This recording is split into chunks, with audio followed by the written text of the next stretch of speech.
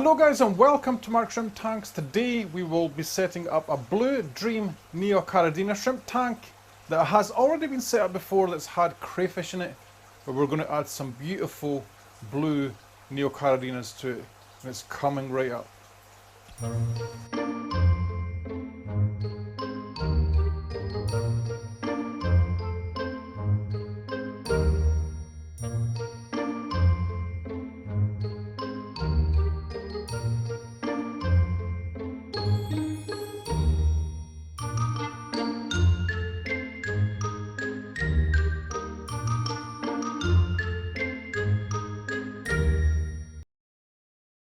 So it has been 3 weeks and the shrimp are finally here. Let's get them unboxed. Alright, let's go. I'm going to have to try and do this with one hand. And I probably won't show you all this either because it's kind of boring. Right, let's just open the box.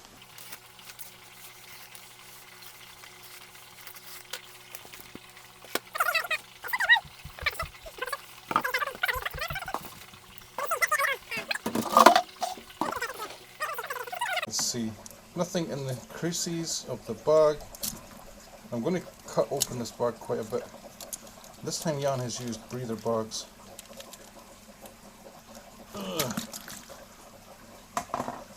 Let's see. Can I get my hand more or less all the way in?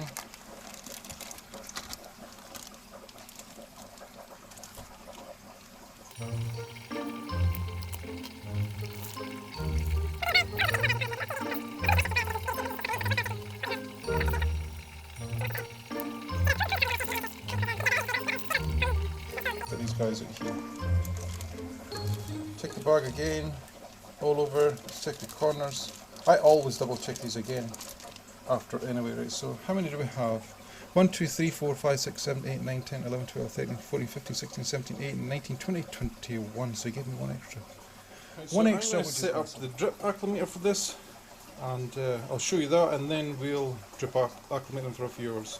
Here's stone on the inside just to hold it in and keep some weight on it. This is good practice to do if you have shrimp in the tank as well, because it stops shrimp going into the hose pipe. Over the top like this.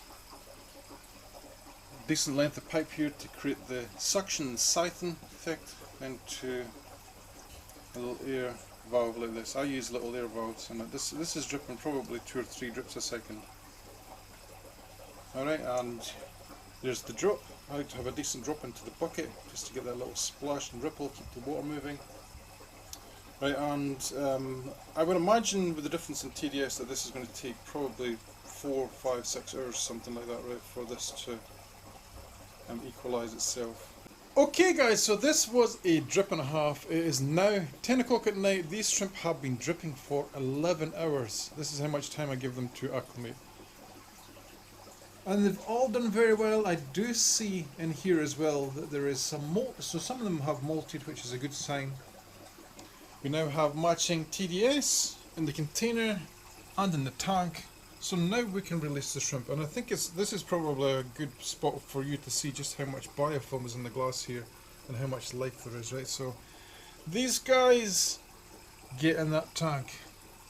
Hopefully you'll be able to see them quite nicely, because this is on the GoPro and it's not always the best for showing close-up stuff. Now the plant, by the way, is Sunset High Grow. I thought I'd put some plant in there just to give them something to swim around in. Now we're getting a lot of the dark side of the shrimp simply because the light's on the other side, right? So they will go in. I'm going to check this one in a second actually. This is one of the ones I thought was buried. Come on, in you go. And as I said to you guys before, we'll obviously do feedings and stuff with this as well, right? But I'm going to do this next bit a teeny bit different than what I would normally do. Right, I'm not just going to show you some music. We're going to do things a little bit different this time, and the way I'm going to do it, guys, is you won't see these shrimp again. Where did they go? They all disappeared already. There was 21 shrimp. I can't even see one. They're all in amongst this. Let's see, maybe you can get a little bit of a better view over here of them. If I can move this out of the way just a wee bit. Yeah, you can. What we will do is I won't show you these shrimp again until I have a breeding colony of them. And I know you're going to say, well Mark, that you might not be able to breed them. Well, there is my confidence. I'm telling you, I won't show you these shrimp again until we have a breeding colony, right? So that will probably take me a week or two because I'm so good at doing this. This is this female up here that I wasn't sure if she was buried or not. I can't actually see in the GoPro lens if she's not, or maybe that's just a marking on the side. Looks pretty cool. Anyway, very nice looking shrimp. Right, so I'll keep you guys updated. Fingers crossed, right, the next thing you will see next is baby shrimp.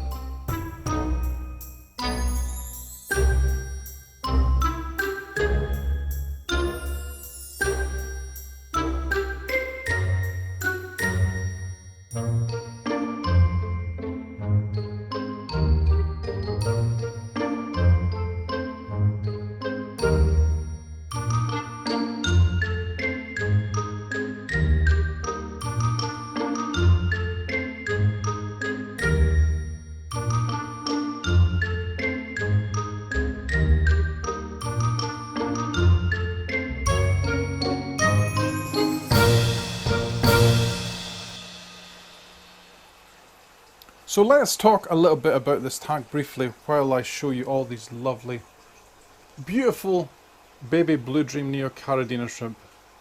Let's start off with the basic parameters in this tank. I use a buffer called salt and mineral to make my TDS water in this tank to 190 parts per million. For people that use GH and KH, that means a 6 GH and a 4 KH. The water is the same temperature as my room, which is between 22 degrees Celsius and 25 degrees Celsius all the time. This tank is filtered by a Pat Mini from Aqua, and it also has the double sponge filter modification. I have videos on my channel about that if you wish to see it. I like to have a little bit airflow through the water, and this tank is on a medium flow with this little pump.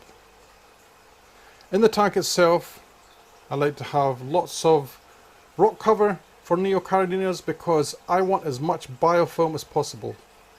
You don't get that with lots of plants. You want as much biofilm and surface area as possible for biofilm and algae and other little goodies to grow in. And a perfect example of this, guys, is this corner here.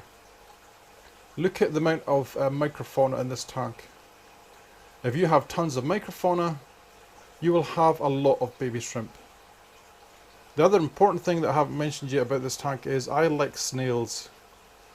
And in particular, I like lots of snails when you set up the tank in the beginning. Here for an example is a Aspic Sea Snail. Aspic Sea snails are really good in a shrimp tank because they eat leftover food and they also eat dead shrimp. Here are some eggs up here in the corner if you want to see what they look like.